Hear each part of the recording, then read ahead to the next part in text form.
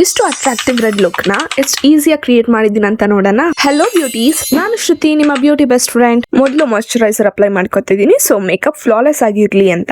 Colour correction ಮಾಡ್ಕೊಂತಾ ಇದೀನಿ, so ನನ್ನ ಡಾರ್ಕ್ ಸ್ಪಾಟ್ಸ್, ಡಾರ್ಕ್ ಸರ್ಕಲ್ಸ್ ಎಲ್ಲ ಹೈಡ್ ಆಗುತ್ತೆ. ಫೌಂಡೇಶನ್ ಅಪ್ಲೈ ಮಾಡಾದ್ಮೇಲೆ ಈವನ್ ಟೋನ್ ಸಿಗುತ್ತೆ. ಫೌಂಡೇಶನ್ ನನ್ನ ಫಿಂಗರ್ ಇಂದ ಅಪ್ಲೈ ಮಾಡಿ ಬ್ಯೂಟಿ ಬ್ಲೆಂಡರ್ ಇಂದ ಬ್ಲೆಂಡ್ ಮಾಡ್ಕೊಂತಾ ಇದೀನಿ. ನಾನಿಲ್ಲಿ ವೆಟ್ ಆಗಿರೋ ಬ್ಯೂಟಿ ಬ್ಲೆಂಡರ್ ನ ಯೂಸ್ ಮಾಡ್ತಿದ್ದೀನಿ.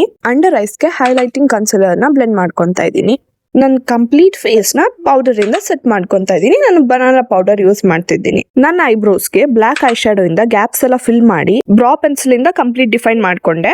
ಐಲೈನರ್ ನ black eye shadow and flat angular brush use ಮಾಡ್ಕೊಂಡು ಡ್ರಾ ಮಾಡ್ತಿದ್ದೀನಿ. ನಾನು ಐ ಲುಕ್ ಗೆ ರೆಗ್ಯುಲರ್ ಬ್ಲಾಕ್ ಹಚ್ಚಲ್ ಯೂಸ್ ಮಾಡ್ತಿಲ್ಲ. Instead of that red eye shadow and red lip liner ನ ಯೂಸ್ ಮಾಡ್ತಾ ಇದೀನಿ. So it enhances my eye features.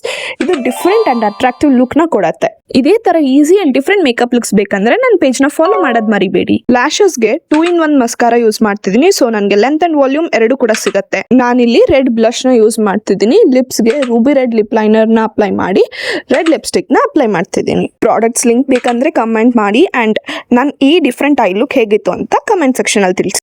Bye bye.